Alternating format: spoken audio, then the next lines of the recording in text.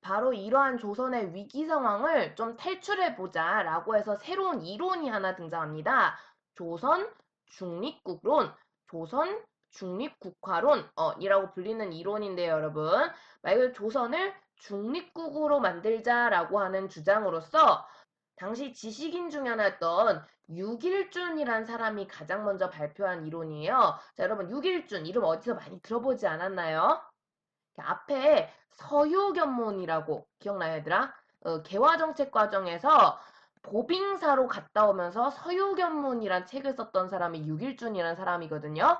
그러니까 보빙사, 미국이라는 당시 앞시기에서는 가장 최첨단 국가를 방문했던 사람이고요. 이 서유견문의 서유 보면 알겠지만 이 사람은 미국만 갔다 온 게 아니라 서양 유럽 세계 전반을 싹 훑어보고 온 사람으로서 급진계화파의 대표적인 인물 중 하나였거든요. 유길준이라는 사람이.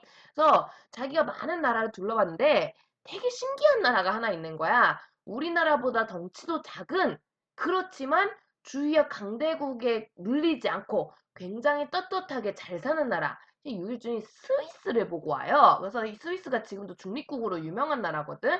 여기 주변에 이탈리아니, 프랑스니, 뭐 오스트리아니, 막 독일이니 강대국이 막 널려 있는데 여기에 좌지우지 되지 않아. 스위스가 굉장히 중립국으로 지금도 위상이 높은 나라라서 굳건하게 있는 거야. 우리보다 덩치도 작은 것들이. 그러면서 이 중립국이라는 위치를 장악을 하면 조선도 주위 국가에 휘둘리지 않고 굉장히 좀 제대로 안정적으로 살아갈 수 있겠구나 하면서 주위 강대국들아 조선 노리지 마라. 조선을 중립국으로 만들자. 이런 식으로 해서 주장을 펼치게 됩니다.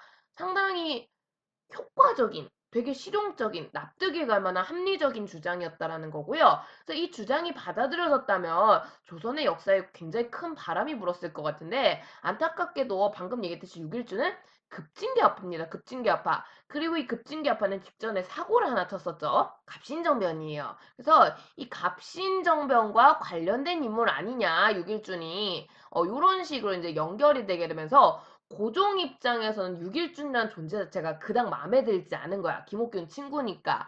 그래가지고 이 주장을 제대로 받아들여지지 않아요. 그래서 조선을 중립국으로 만들어서 열강의 대립을 약화시키고 이러한 혼란을 막아보자 라고 했던 6.1준의 주장 무시가 됩니다. 너무 안타깝죠? 자, 근데 이 안타까움 너무너무너무 열받아서 부들부들부들 떠는 사람이 나오네요. 부들러라는 외국인인데요. 이 부들러라는 사람이 아깝다. 진짜 이 주장 괜찮은데 6.1준 주장 하면서 자신 역시도 조선은 반드시 중립국으로 만들어야 된다라는 주장을 펼치게 돼요. 그래서 지금 일본과 청나라가 전쟁이 나타날지도 모르는 위기 상황인데 이걸 좀 막아보자라고 하거든요. 근데 얘가 우리나라 사람 주장도 제대로 안 듣는 판에 외국인 말 듣겠어요? 잘 안 듣겠죠. 그리고 이 조선 중립국론은 굉장히 의미 있는 주장이었으나 제대로 받아들여지지 않았다라는 거고요. 조선의 위기 상황은 계속해서 이어져 지속이 됩니다. 자, 그리고 이런 위기 상황이 지속될수록 제일 힘든 건 밑에 있는 백성들이 되는 거죠.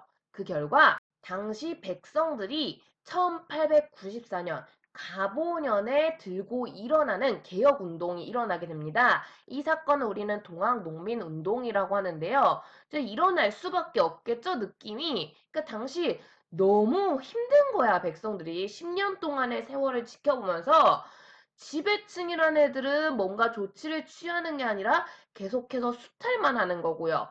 외부 세력은 자꾸 우리를 경제적으로 뜯어가는 모습을 보인다는 거야. 이걸 조금 차근차근 알아보면 일단 지배층이 세금을 늘려도 너무 늘려요. 왜 이렇게 세금 액수가 늘어나느냐? 세도 정치 이후에 나름 중간에 완화 과정이 있긴 했지만 끊임없이 탐관오리의 수탈이 지속되고 있었다라는 거예요. 나라가 계속 혼란했으니까 이 수탈을 막는 게 한계가 있었던 데다가 탐관오리가 아니어도 정부 자체가 계속해서 개혁에 필요하면서 여러 가지 재정 마련을 위해서 세금 액수를 올리게 되는 거고요. 여기에 더해서 여러 조약을 맺는 과정에서 우리가 계속 배상금을 지불해 왔단 말이야.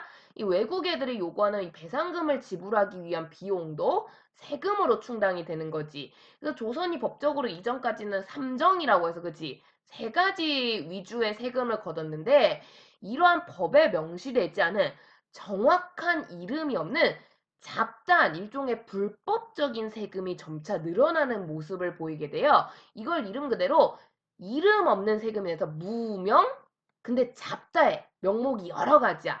잡세라고 표현을 하거든요. 무명, 이름이 없잖아. 잡세, 잡다한 세금이야. 그래서 무명잡세라고 하는 별 말도 안 되는 이상한 세금이 자꾸 늘어나. 그러면서 이 수탈이 엄청났다라는 거고요. 게다가 외세는 자꾸자꾸 불평등 조약을 강요를 해요. 배상금은 물론이거니와 여러 가지 이익이 되는 권리들을 자꾸 뺏어가게 되는데요. 이때 유난히 백성들 마음에 현실에 체감되게 가장 문제가 됐던 건 가격이 올라가요. 쌀의 가격이 올라갔다라는 건데요. 자, 이거 우리 앞에서 배웠죠? 조선의 식량 사정이 급격하게 악화되기 시작해요. 바로 강화도 조약 이후에 맺었던 보너스 조항, 식량의 무제한 유출. 기억납니까, 얘들아? 요거 기억하고 있어야 돼요. 그러니까 앞 내용이 다 연결이 되는 거야. 앞 내용 대충 들으면 안 돼. 그래서 이 무제한 유출 조항이 결국에는 드디어 후폭풍을 낳은 거야. 이 강화도 조약 거의 직후니까 70한 6, 7 그때쯤이란 말이야. 한 20년 지난 거죠. 올라도 너무 올라. 쌀이 그나마 있는 것조차 비싸서 먹을 수가 없는 거야. 여기에 1차적으로 백성들이 분노해서 일어났던 게 이모곤란이라는 사건인데 이게 해결이 안 됐잖아. 사실상 이것 때문에 상황은 더 안 좋아졌다라는 거고요. 그래서 백성들이 열받는다고 무조건 들고 일어나는 게 답이 아니라는 건 알아요. 아는데 너무 힘드니까 하소연을 하기 시작하는 거야. 살려주세요. 살려주세요. 근데 정부도 이걸 그냥 두면 안 돼요. 백성들 볼 면목이 없다는 거지. 그래서 나름의 대안책을 찾으니 자, 교과서 24쪽에 자세한 설명이 있는데요. 방곡령이라고 해요. 방곡령. 곡자는 곡식할 때 곡자고요. 방자는 방해하다, 방지하다 이런 방자예요. 그래서 곡식이 나가는 걸 방지하는 요즘으로 치면 쌀 수출 금지령 같은 거라고 보시면 되겠어요. 이게 방곡령이라고 하거든요. 그래서 조선 정부가 실은 머리를 쓴 거야. 완전 우리가 바보는 아니란 말이야. 그래서 일본하고 이 무제한 유출에 대해서 협의를 할 때 니네가 원하는 대로 사가는 건 좋은데 조선도 예상을 하거든. 만약에 그러다가 우리가 먹을 게 모자라지면 우리가 그때는 이 방곡령이라는 걸 선언을 할 거야. 그럼 니네 쌀 못 사가는 거다 라고 딜을 봤어요. 사실 이건 조약에 명시된 합법적인 조치였다라는 거고요. 일본 입장에서도 이거를 거절할 명분은 없는 거야. 그렇잖아. 상식적으로 내가 먹을 식량마저 없을 정도로 한다는 건 말이 안 되는 행동이잖아요. 그러니까 알겠다 조선. 그러면은 우리가 쌀을 막 수출해 가다가 니네 상황이 안 좋아져서 방공령 선언하면 안 사갈게. 안 사갈 건데 대신에 이걸 니네가 선언하게 되면 우리 입장에서는 갑작스럽게 수입해오던 쌀 양이 줄어들게 된단 말이야.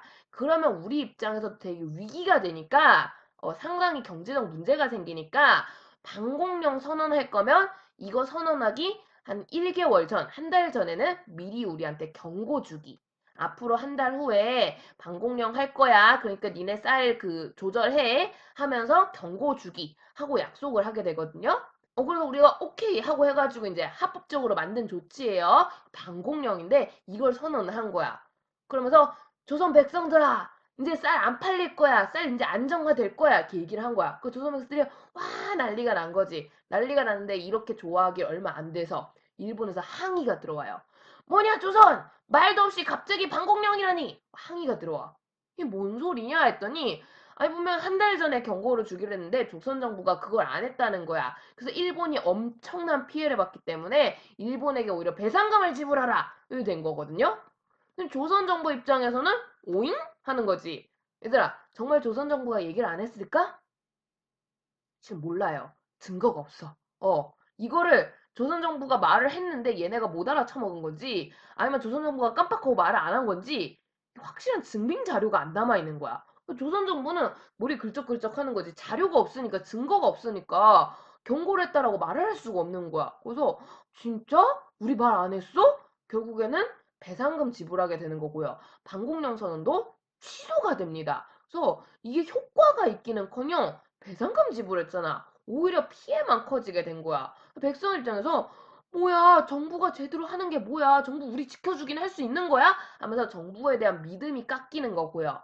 그리고 이러한 문제를 야기시키게 된 일본에 대한 감정이 굉장히 나빠져요. 그래서 반일 감정이 상당히 커지는 그러한 모습들이 나타나게 되는데요. 그 백성들이 스스로 조금씩 느끼는 거야. 정부를 무작정 믿고 있을 수가 없구나. 정부는 이 문제를 제대로 해결할 능력이 지금 없는 거구나. 그럼 이제 어떻게 해야 되지? 할때 백성들아, 니네가 나서면 되는 거야. 우리 같이 개혁해보자. 요런 바람을 불어넣는 사상이 있었으니 이게 동학이라는 겁니다.